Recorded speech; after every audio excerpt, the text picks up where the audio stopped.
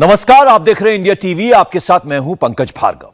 नीतीश कुमार का बयान आया, पूरी दुनिया ने सुना। नीतीश कुमार ने माफी मांगी, सबने देखा। लेकिन इसके बाद राहुल गांधी का कोई बयान आया क्या? प्रियंका गांधी ने नीतीश के विवादित बोल पर कुछ कहा क्या? केजरीवाल ने कोई बयान दिया क्या? अखिलेश, ममता बनर्जी ने कुछ कहा क्या? जवाब है नहीं, कोई बयान नहीं आया। आप सोच रहे होंगे कि इनमें से किसी का कोई बयान क्यों नहीं आया। जो आप सोच रहे हैं वही बात आज मोदी ने पूरी दुनिया को बता दी। नीतीश कुमार की सोच और अप्रोच क्या है, उनकी मानसिकता कैसी है, यह पूरी दुनिया को समझ में आ गया है। लेकिन नीतीश कुमार को बचाना है, इसीलिए महिला के अपमान के मुद्दे पर भी कांग्रेस को चुप हो जाना है। बस कल्पना कीजिए कि अगर इसी तरह की भाषा बीजेपी के किसी एक मुख्यमंत्री ने बोली होती तो पूरी इंडिया अलायंस की पार्टियां हंगामा खड़ा कर देती, सोशल मीडिया के पन्ने लाल हो जाते, कांग्रेस की पूरी आर्मी उसका नाम ट्रेंड करा देती। लेकिन नीतीश कुमार के नाम पर नील बटे सन्नाटा है। ऐसा क्यों होता है? अंग्रेजी का एक शब्द है सिलेक्टिव आउटरीच। हिंदी में इसका मतलब है सुविधा अनुसार पॉलिटिक्स कीजिए, स्वादानुसार अपनी बात कहिए। मोदी के विरोधी आजकल सिलेक्टिव पॉलिटिक्स के विशेषज्ञ कैसे बन गए हैं, इस खास रिपोर्ट से आपको समझाते हैं। मोदी के दुश्मन कितना नीचे गिरेंगे? क्या वोट के लिए मोदी विरोधी गुट के नेता कुछ भी अनाप शनाप कहेंगे? क्या इंडी अलायंस वाले 2024 तक गंदी बात ही करेंगे? आज मोदी का पारा क्यों गर्म हो गया? विरोधी खेमे को गुस्से में मोदी ने क्या क्या कह दिया, क्यों कह दिया? मोदी ने सिर्फ 3 शब्दों से नीतीश को, राहुल को, ममता को, ठाकरे को, पवार को, पूरे के पूरे इंडी अलायंस को निशब्द कर दिया। जानते हैं मोदी के वो 3 शब्द क्या हैं? वो 3 शब्द हैं, कितने नीचे गिरोगे? कितने नीचे गिरोगे? कितने नीचे गिरोगे? कितने नीचे गिरोगे?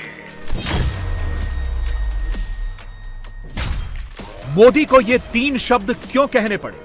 प्रधानमंत्री को यह क्यों कहना पड़ा? इंडी अलायंस वाले भद्दी बातें करते हैं। ये गठबंधन गठबंधन ऐसी भाषा में भद्दी बातें की। मोदी ने यह क्यों कहा? इंडी अलायंस वालों को शर्म नहीं आती? कोई शर्म नहीं है उनको, एक शब्द बोलने के लिए तैयार नहीं हुआ। इंडी अलायंस ने ऐसा क्या कर दिया कि मोदी को कैमरे पर आकर कहना पड़ा, दुनिया में देश की बेइज्जती करा रहे हो? और दुनिया में देश की बेइज्जती करा रहे हो, देश की बेइज्जती करा रहे हो। 23 के चुनावी सीजन में 24 से ठीक पहले मोदी को सबसे बड़ा पॉलिटिकल वेपन उनके विरोधियों ने ही पकड़ा दिया है। बीजेपी ने इंडी अलायंस के एक चीफ मिनिस्टर को चीफ मिनिस्टर कहना शुरू कर दिया है। जानते हैं वो नेता कौन है? नाम पढ़ लीजिए, नीतीश कुमार गलत वजहों से ट्रेंडिंग है। ये वही नीतीश बाबू हैं जिन्होंने मोदी विरोधी गुट को खड़ा किया, मगर अब खुद कटघरे में आकर खड़े हो गए। ये वही नीतीश कुमार हैं जिन्हें देश की सियासत में पहले पलटू राम, फिर कुर्सी कुमार का नाम मिला, मगर अब बीजेपी के नेता उनके नाम के आगे अभद्र, अश्लील और न जाने क्या क्या फिट कर रहे हैं। सवाल है क्यों? जवाब नीतीश के 2 बयानों में छिपा है। नीतीश का पहला बयान बिहार विधानसभा में आया, दूसरा विधान परिषद में आया। दोनों ही जगह चर्चा जनसंख्या वृद्धि पर हो रही थी, लेकिन दोनों ही बार नीतीश की लाइन लेंथ बिगड़ गई। मोदी की भाषा में कहें तो बिहार विधानसभा में नीतीश कितना नीचे गिरे, स्त्री पुरुष के संबंधों पर क्या कहा, पहले इसका सैंपल नंबर 1 देखिए। अगर पढ़ लेगी लड़की और वो जब शादी होगा लड़का लड़की में, तो जो पुरुष है वो तो रोज रात में जो सदिया होता तो उसी में और पैदा हो जाता है। और लड़की पढ़ लेती है तो हमको मालूम था, लेकिन अंतिम में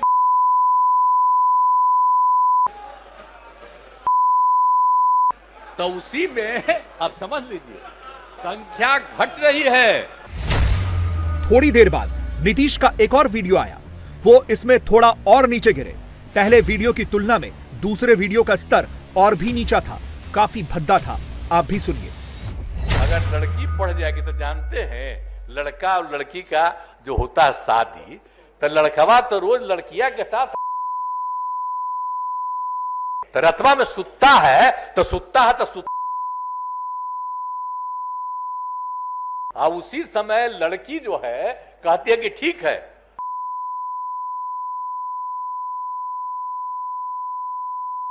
बाहर फेंक दो। अरे सुनिए, तो यही करके सुना, लड़की सब अब सबको समझा रही है।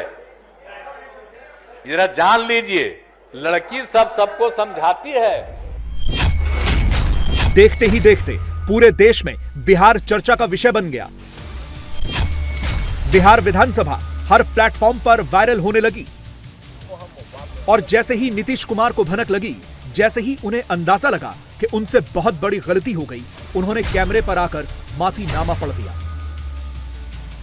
मैं माफी मांगता हूं अरे लाइव बिहार इसके लिए, अरे नीचे कीजिए, वापिस करता हूं इन सब बातों का। अगर इसको हमने यूं ही कुछ बात कहा और उसको ले करके इतनी निंदा हो रही है, तो मैं भाई देखिए, अगर मेरी कोई बात कहना गलत था तो मैं इसके लिए माफी मांगता हूं। इसको हम वापिस करते हैं और अगर मेरे किसी बात से कोई इसकी निंदा कर रहा है तो भाई हम वापिस करके और निंदा हम अपने कर लेते हैं, माफी मांगते हैं। और अगर कोई मेरी निंदा करता रहता है और कोई भी बात करता है, उसको लगता है कि बड़ा गलत है, तो मैं उनका अभिनंदन। माफीनामा भी एक बार नहीं, 2 बार पढ़ा। एक बार पत्रकारों के सामने, दूसरी बार बिहार विधानसभा में। निंदा करता, लेकिन विधानसभा वाला माफीनामा पढ़ते वक्त नीतीश बाबू ने टोपी कहीं और ही ट्रांसफर कर दी। ऐसा लगा नीतीश ने यह माफी दिल से नहीं मांगी, मजबूरी में मांगी, सियासी वजहों से मांगी। गांव के हित में काम किया गया और हमने कोई बात कहा है, अगर मेरी किसी बात को लेकर के तकलीफ हुई है तो मैं अपनी बात को वापस करता हूं और मैं अपनी निंदा करता हूं। मैं दुख प्रकट करता हूं कि मेरे किसी एक शब्द के चलते अगर किसी को तकलीफ हुई है तो आपने कहा मुख्यमंत्री शर्म करें। मैं न सिर्फ शर्म कर रहा हूं, मैं इसके लिए दुख प्रकट कर रहा हूं और अपनी सारी चीजों को वापस लेता हूं। लेकिन आप लोगों को आदेश आया होगा कि मेरी निंदा करो, तो मेरे किसी बात के लिए है, मैं उस शब्द को वापस करता हूं और जो भी मेरी निंदा करे मैं आपका अभिनंदन करता हूं। नीतीश कितनी बार माफी मांगेंगे, किस किस बात पर माफी मांगेंगे, क्योंकि बकौल बीजेपी उधर वो कैमरे पर दिखावटी माफी मांगते हैं, इधर नीतीश की पार्टी के राष्ट्रीय अध्यक्ष और सांसद ललन सिंह नीतीश के विवादित बोल को ही डिफेंड करने लगते हैं। ये तक कहने लगते हैं कि नीतीश कुमार ने गलत क्या कहा, ठीक ही तो कहा। दूसरी तरफ डिप्टी सीएम तेजस्वी यादव इसमें नया ट्विस्ट दे देते हैं। नीतीश के विवादित बोल को शिक्षा से जोड़कर मोरल हाई ग्राउंड ले लेते हैं। आपत्तिजनक सदन में बयान नहीं किया। हर आदमी जानता है, अपने बाल बच्चा का शादी ब्याह करता है तो अपने बाल बच्चा का शादी ब्याह करता है तो अपने वंश को बढ़ाने के लिए न करता है। तो मुख्यमंत्री जी ने कहा था इसमें कोई विवाद है, जिसको कुछ नहीं मिलता है उसको यही सब विवाद नजर आता है।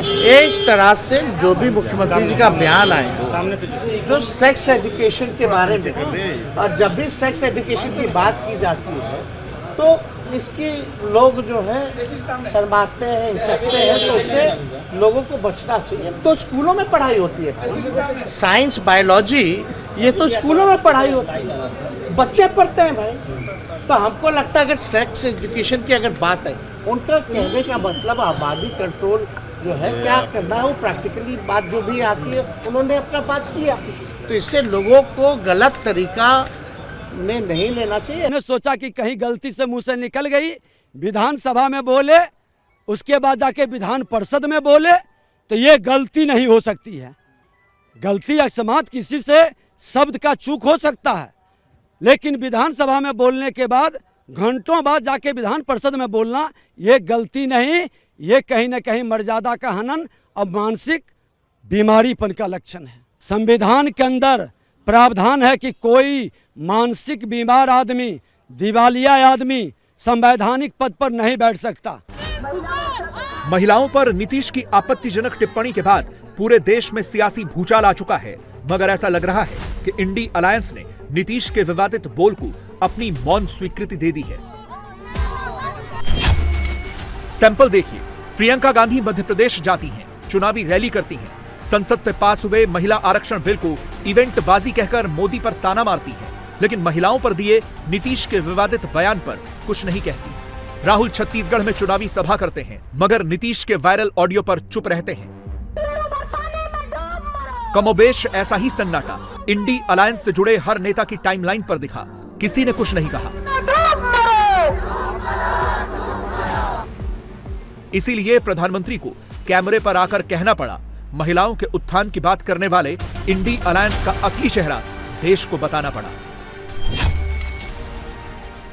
आप में से जो अखबार पढ़ते होंगे, जो टीवी देखते होंगे, उन्होंने कल एक घटना की तरफ उनका ध्यान गया होगा।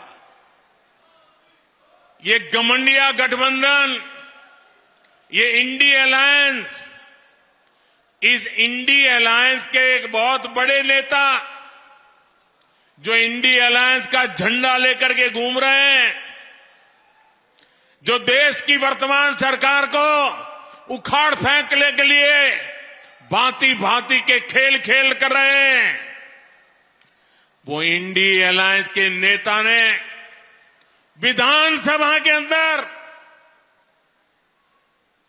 जिस सभा में माताएं बहनें भी मौजूद थी, कोई कल्पना नहीं कर सकता है ऐसी भाषा में बद्दी बातें की। कोई शर्म नहीं है उनको।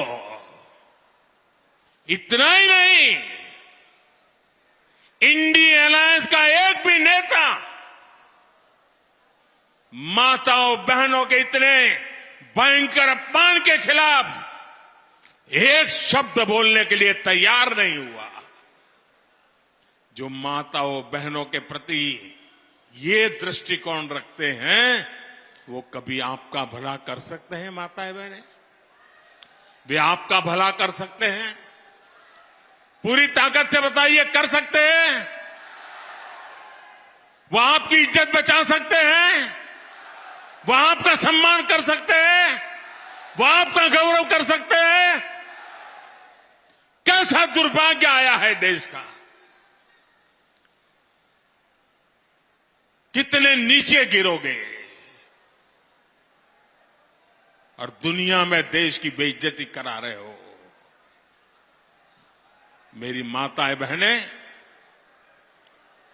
मैं आपके सम्मान के लिए मुझसे जो हो सकेगा कभी पीछे नहीं हटूंगा। मैं विश्वास अपनी निंदा करता हूं, मैं दुख प्रकट करता हूं। नीतीश कुमार ने स्त्री पुरुष संबंधों को लेकर जो कुछ भी कहा, वो वैसे तो बिहार के संदर्भ में था,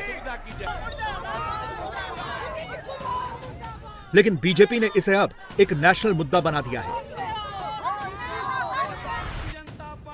और ऐसे संवेदनशील विषय को, महिलाओं पर नीतीश के विवादित बोल को देश की महिलाओं के बीच पहुंचाने का काम खुद प्रधानमंत्री नरेंद्र मोदी ने कर दिया है। बीजेपी अब जगह जगह यही पोस्टर घुमाएगी, मोदी के इन शब्दों को वो घर घर लेकर जाएगी। नीतीश ने क्या कहा, बीजेपी हर महिला को बताएगी। एक लाइन में कहें तो 2023 के चुनावी सीजन में और 24 से पहले इंडी अलायंस ने बैठे बिठाए मोदी को सबसे बड़ा मुद्दा दे दिया है और चुनावी रैलियों में नीतीश के महिला विरोधी बयान के बहाने मोदी महिला वोटर्स के बीच अपनी सियासी लाइन खींच चुके हैं। यह लाइन क्या है, अब ये समझिए। 2019 में देश में 43 करोड़ 80 लाख महिला वोटर्स थीं और इस वक्त पूरे देश में महिला वोटर्स की संख्या 46 करोड़ 10 लाख से ज्यादा है। यानी 19 से लेकर अब तक 5% से ज्यादा महिला वोटर्स की संख्या में इजाफा हुआ है। ये वही महिला वोटर्स हैं जिन्हें मोदी का साइलेंट वोट बैंक कहा जाता है। इन्हीं साइलेंट वोटर्स ने 19 के चुनाव में मोदी को प्रचंड जीत दिलाई थी। सोचिए, 2004 में जिस बीजेपी को 22% महिला वोटर्स का साथ मिला था, उसी बीजेपी को 2019 में 36% महिला वोटर्स ने वोट दिया। मोदी ने इसीलिए नीतीश के महिला विरोधी बयान को सीधे उन्हीं महिलाओं के बीच पहुंचा दिया और ऐसा करके मोदी ने 24 भी साध लिया और 23 के लिए भी अपना महिला वोट बैंक मजबूत कर लिया। इसे भी कुछ नंबर से समझिए। इस बार मध्य प्रदेश में 2 करोड़ 72 लाख महिला वोटर्स हैं। 2018 के एमपी चुनाव में 230 में से मध्य प्रदेश की 52 सीटें ऐसी थीं जहां महिला वोटर्स ने टर्नआउट के मामले में पुरुष वोटर्स को पछाड़ दिया था। और इंटरेस्टिंग बात यह है कि 2018 में जहां जहां महिला वोटर्स का टर्नआउट ज्यादा था, वहां वहां बीजेपी को जीत मिली। मोदी ने इसीलिए मध्य प्रदेश में सीधे महिलाओं के बीच जाकर नीतीश और इंडिया अलायंस की पोल खोली है और बीजेपी ने इसे 23 के चुनाव का सबसे बड़ा हथियार बना लिया है। ऐसा शर्मनाक बयान नीतीश कुमार जी का इंडी अलायंस में जाने के बाद ऐसा लगता है राजद के साथ जाने के बाद नीतीश कुमार जी ने अपना मानसिक संतुलन खो दिया है। मुझे लगता है कि इस स्टेटमेंट के बाद अब कोई नीतीश कुमार जी को उनका पीछे का जो भी शासनकाल रहा है सब डिलीट मार देगा, सोचेगा भी नहीं उसके बारे में। इतनी अमर्यादित टिप्पणियां बहन बेटियों को लेकर के, पता नहीं क्या उनके दिमाग में था। पहली बार तो मैं जब उनको बोलते सुना ना, तो मुझे लगा कि नीतीश कुमार जी के वीडियो पे किसी ने ऑडियो पेस्ट कर दिया हो, ऐसा मुझे लगा। मगर जब लोगों के फोन आने लगे इस पे बाइट देने के लिए, प्रतिक्रिया के लिए, तब लगा कि अरे ये रियल बाइट है। और सदन के फ्लोर पे फिर मुझे लगा कि नीतीश कुमार जी अब वो नीतीश कुमार रहे नहीं, अब वो एक गौन केस है। इसी तरह राजस्थान में इस बार 2 करोड़ 53 लाख से ज्यादा महिला वोटर्स हैं। एक ताजा सर्वे में राजस्थान के 31% लोगों ने माना है कि महिलाओं के लिए सबसे ज्यादा काम मोदी सरकार ने ही किया है। 19 को ही ले लें तो राजस्थान में 25 की 25 लोकसभा सीटें एनडीए ने जीती थीं। उसमें भी महिला वोटर्स का अहम रोल था। ठीक इसी प्रकार तेलंगाना में भी इस बार 1 करोड़ 52 लाख से ज्यादा महिला वोटर्स हैं और 2019 में तेलंगाना की 17 में से 4 सीटें बीजेपी ने जीती थीं। उसमें भी महिला फैक्टर का बड़ा रोल था। इन आंकड़ों से साफ है कि महिलाओं पर इंडी अलायंस के नीतीश कुमार का विवादित बयान न सिर्फ 24 में मोदी विरोधी गुट को भारी पड़ेगा, बल्कि 23 में भी जिन राज्यों में चुनाव हो रहे हैं वहां की महिला वोटर्स भी मोदी के पाले में जाएंगी। महिला विरोधी बोल बोलने वाली पार्टियों और अलायंस को ही हराएंगी। It is a dirty thinking. और आपने क्या माफी मांगा?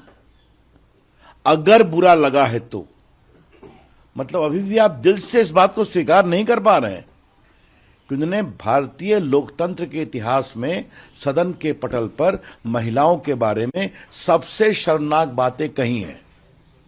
उनके उप मुख्यमंत्री कह रहे हैं कि वो तो सेक्स एजुकेशन की बात कर रहे थे। ये क्या लोकतंत्र कोई मजाक है क्या? नीतीश कुमार जी, लोकतंत्र लोक लाज से चलता है और आपने लोक लाज को शर्मसार किया है और आपकी माफी ईमानदार नहीं है। अपनी भाषा के बारे में उन्होंने खुद ही माफी मांगी है कि उनको अनावश्यक बातें नहीं करनी चाहिए थी। तो जब एक बार उन्होंने माफी मांग ली, अपनी गलती का एहसास उनको हो गया, तो उस मामले को ज़्यादा तूल देने की आवश्यकता नहीं है।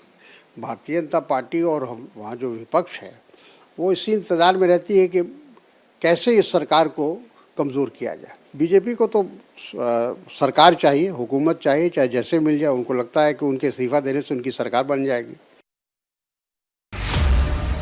चुनावी रैली से लेकर ट्विटर की टाइमलाइन तक मोदी ने इंडी अलायंस की सारी उम्मीदों को उन्हीं के नेता की एक गलती से झटके भर में पंक्चर कर दिया। और मोदी के पास ऐसे एक नहीं कई सारे वेपन आ चुके हैं। मोदी ने गिन गिनकर सब बताए हैं।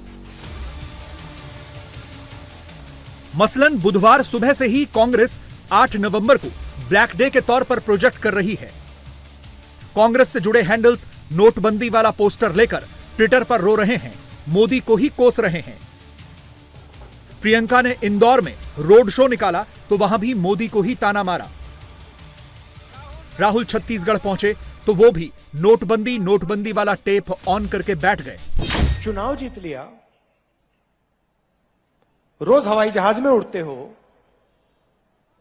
करोड़ों रुपए के सूट पहनते हो, हर रोज नया सूट पहनते हैं मोदी जी। आज आप लोग नरेंद्र मोदी की जो पॉलिसीज है, नोटबंदी, जीएसटी, इसने जो हमारी रीढ़ की हड्डी है, हिंदुस्तान की रीढ़ की हड्डी को तोड़ दिया है। और जब मोदी कैमरे पर आए तो 2 मिनट में कांग्रेस का सारा एजेंडा पंक्चर कर डाला। पूछ डाला 8 नवंबर आते ही कांग्रेस बिलबिलाने क्यों लगती है। और फिर देशवासियों को आज की तारीख भी याद है जब भ्रष्टाचारियों पर बहुत बड़ी कार्रवाई हुई थी। जो लोग नोटे के गद्दों पर सोते थे उनकी नींद उड़ गई थी और देश का गरीब भ्रष्टाचारियों पर कार्रवाई होते देख मोदी का जय जयकार कर रहा था। इसलिए आज ही तारीख आते ही कांग्रेस ऐसे बिलबिलाती है जैसे सबसे ज्यादा काली कमाई उसी को बैंकों में जमा करानी पड़ी हो। आज भी कांग्रेस सबसे ज्यादा मुझे भ्रष्टाचार पर कड़ी कार्रवाई करने के लिए दिन में 100 बार गालियां देती है। हजारों करोड़ रुपए के घोटाले में जो लोग जमानत पर है उन्हें मोदी से तकलीफ होनी बहुत स्वाभाविक है। ये हमें जो गालियां देते हैं उनके जरा नाम निकाल के देख लेना। ये सारे लोग किसी न किसी केस में फंसे हुए हैं, भ्रष्टाचार के आरोप लगे हुए हैं और जमानत पे जिंदगी गुजार रहे हैं जी।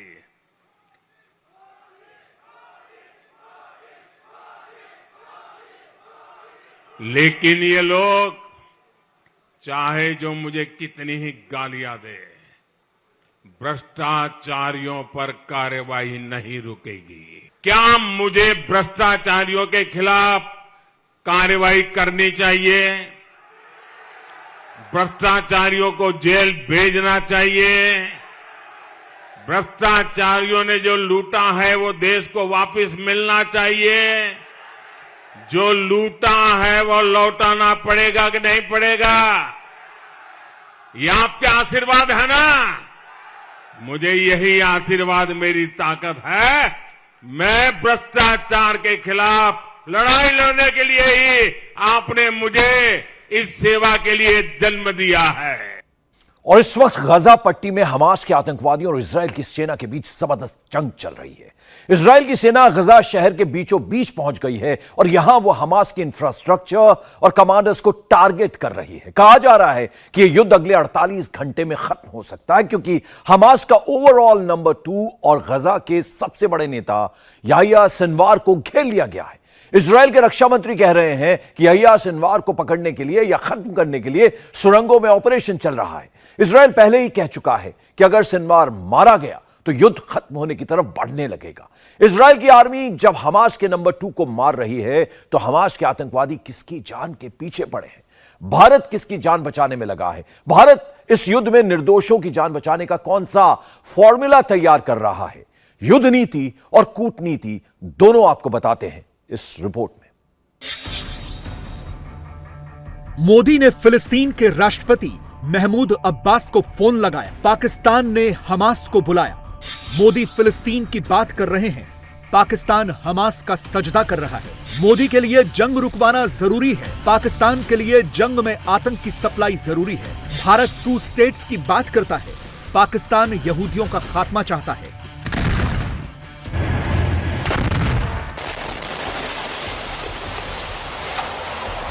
मिडिल ईस्ट की इस जंग में पाकिस्तान के बैड कैरेक्टर का एक बार फिर पूरी दुनिया के सामने पर्दाफाश हो चुका है। पाकिस्तान हमास के उन आतंकियों का साथ दे रहा है जो खुद अपने ही देश के सबसे बड़े नेता की हत्या करने पर तुले हैं।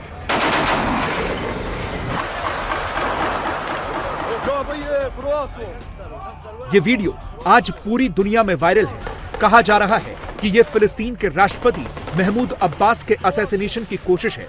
हालांकि इस हमले में महमूद अब्बास बच गए,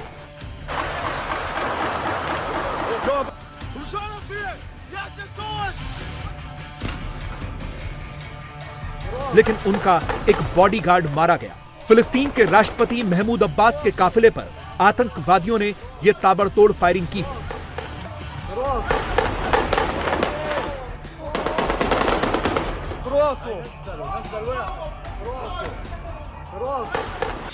हमले की जिम्मेदारी सन्स ऑफ अबू जंदाल नाम के आतंकी संगठन ने ली है। यह भी फिलिस्तीन का ही आतंकवादी संगठन है। इसने महमूद अब्बास को इजराइल के खिलाफ वॉर डिक्लेयर करने के लिए 24 घंटे का अल्टीमेटम दिया था और ऐसा न करने पर अंजाम भुगतने की चेतावनी दी थी। और कल इस डेडलाइन के खत्म होने के बाद अब्बास के काफिले पर यह हमला किया गया।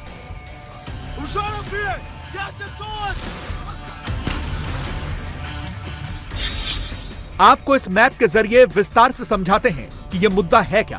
पहले आप ये समझ लीजिए कि फिलिस्तीन और हमास अलग अलग हैं। हमास का फिलिस्तीन से कोई लेना देना नहीं है। जैसा कि आप इस नक्शे में देख सकते हैं, फिलिस्तीन के दो हिस्से हैं। पहला है गाजा पट्टी और दूसरा है वेस्ट बैंक।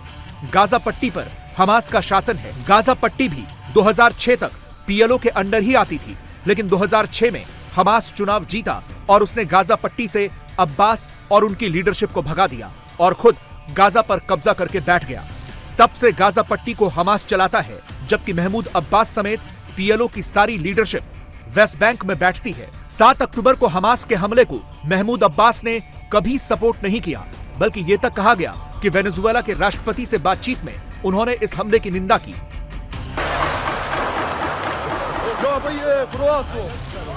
इसी वजह से हमास महमूद अब्बास से नाराज है और यह कहा जा रहा है कि उसी ने यह हमला करवाया है।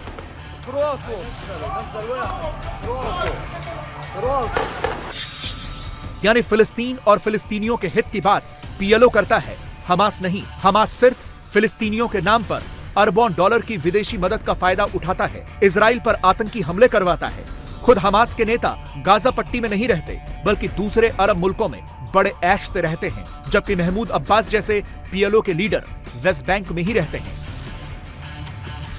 यहां तक कि इस पूरे मौजूदा संकट में अमेरिका भी सीधे महमूद अब्बास से बात कर रहा है।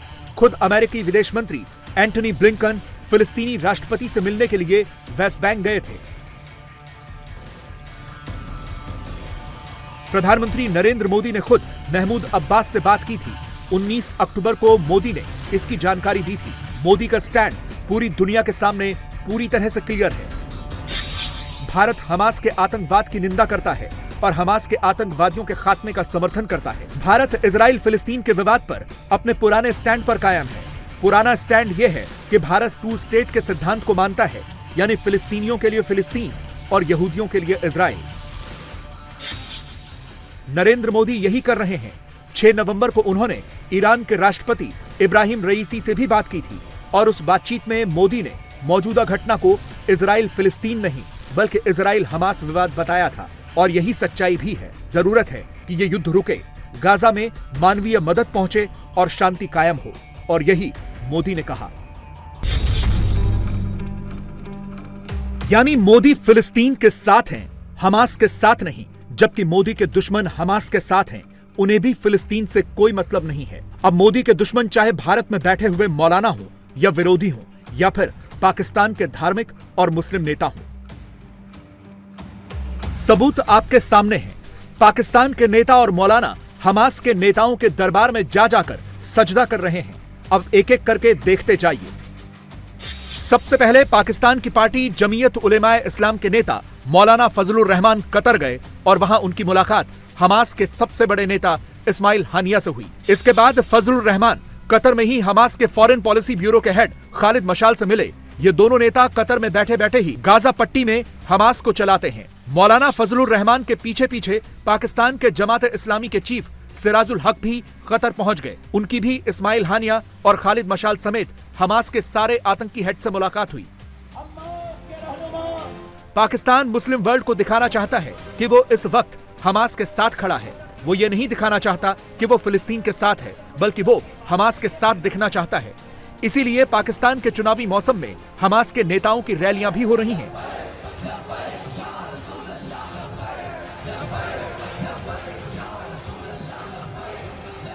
हमास के हेड इस्माइल हानिया की पाकिस्तान में 3 वर्चुअल रैलियां हो चुकी हैं। इसी तरह से हमास के नंबर 2 खालिद मशाल की 5 रैलियां हो चुकी हैं, जबकि हमास के दर्जन भर आतंकी पाकिस्तान में रहकर इन रैलियों में शामिल होते हैं।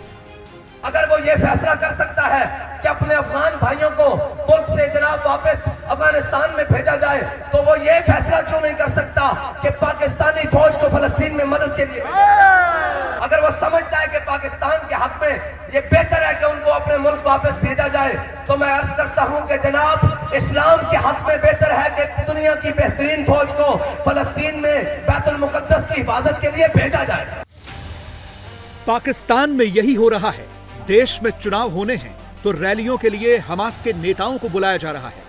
इस बार वहां चुनाव फिलिस्तीन इजराइल के नाम पर लड़ा जा रहा है, जबकि हकीकत यह है कि युद्ध रुकवाने के लिए भी भारत की जरूरत पड़ रही है। खुद ईरान की तरफ से जब प्रधानमंत्री नरेंद्र मोदी से बात की गई तो यह कहा गया कि वो इस युद्ध में सीज फायर करवा दें। यह सुनकर पाकिस्तानियों के सीने पर सांप लौट रहे हैं। वो दिन रात अपने नेताओं को कोस रहे हैं। क्या किसी पाकिस्तानी वज़ीर आज़म या किसी फॉरेन मिनिस्टर ने किसी मुस्लिम वर्ल्ड के किसी लीडर से बात की है? और क्या बात करनी है? इंडिया की कैपेसिटी जो है ह्यूमैनिटेरियन सिचुएशन, सिक्योरिटी सिचुएशन को काउंटर कर सकता है, ह्यूमैनिटेरियन असिस्टेंस दे सकता है, ह्यूमैनिटेरियन सिचुएशन मैनेज कर सकता है। वो कहते हैं जी हम ये भेजेंगे वो भेजेंगे, क्योंकि इंडिया अपने आप को प्रोजेक्ट करना चाह रहा है एक इम्पॉर्टेंट कंट्री, एंड पर्टिकुलरली जी हम ग्लोबल साउथ की लीडरशिप है हमारे पास और ये करेंगे वो करेंगे। पाकिस्तान की लीडरशिप क्यों खामोश है? मुझे तो इस सवाल की समझ नहीं आ रही कि पाकिस्तान की लीडरशिप है उन्होंने किन्ने किया है कि तुसी बिल्कुल खामोश हो जाओ, और उनको किसने कहा है कि आप जो है वो जो है ना बोले ही ना। और मोहम्मद बिन ज़ायद जो है वो ही is happy to talk to anyone but not the Pakistani leadership. एक केयर टेकर गवर्नमेंट उसकी वैल्यू को नहीं, उसको तो होस्ट को नहीं करना चाहता। अच्छा, मज़े की बात यह है कि नरेंद्र मोदी की फ़लस्तीन क्या पाकिस्तानी किसी लीडर की फ़लस्तीन के सदर से बात हुई है? नहीं। इजराइल से हम बात कर नहीं सकते। जॉर्डन में किसी से बात हुई है? इजिप्ट में किसी से बात हुई है? यूएई में किसी से बात हुई है? इन तमाम मुल्कों में नरेंद्र मोदी की बात हुई है और पाकिस्तानी लीडरशिप बिल्कुल completely out of the radar है।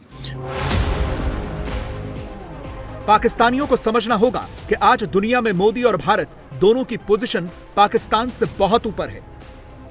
पाकिस्तान न कहीं टिकता है न ठहरता है, न दुनिया पाकिस्तान पर भरोसा करती है और न कोई रिश्ता रखना चाहती है।